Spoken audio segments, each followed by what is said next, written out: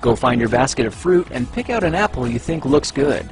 Now, using a sharp cutting knife, carefully cut the apple at a slight diagonal so that it slices right through the center of the apple core. While we're here, let's save 2 of the seeds because we'll be needing them later. Now that we've got our 2 halves, let's take the side that still has the bottom attached and place it face down on a cutting board. We'll need to place 2 butter knives perpendicular with the top and bottom of the apple. Now we can carefully cut down along one side of the apple core until the knife bottoms out on our makeshift spacers, then use the spacers as a guide to gently cut in from the side. When the 2 cuts meet, you'll have an apple wedge that pops right out. And while we're here, let's cut a piece from the other side the same way. Now our goal with these is to cut out 3 more L-shaped wedges about 1/4 inch thick. And this time, rather than cutting in sideways toward your fingers, try turning the piece over so you can cut downward and meet the first cut at the bottom.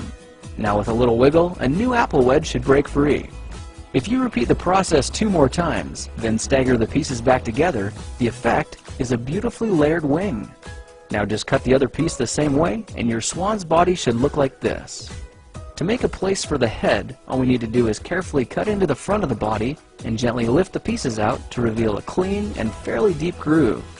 At this point, we can go ahead and grab the other half of the apple and place it between the butter knives like before, but this time we're just going to use them as spacers to cut an even slice off the bottom. You can see that repeating this process 3 or 4 times gives us a nice variety of shapes and sizes.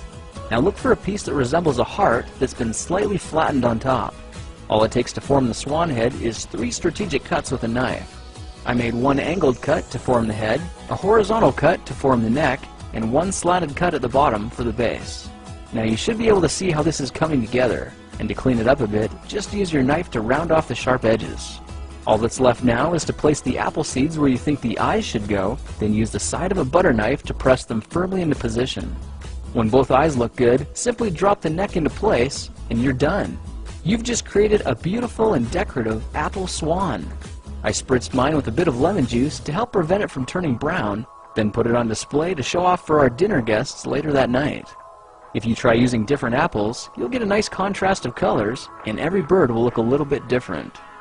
Well, now you know how to take any ordinary apple and turn it into a decorative and edible apple swan. If you like this project, perhaps you'll like some of my others. Check them out at thekingofrandom.com.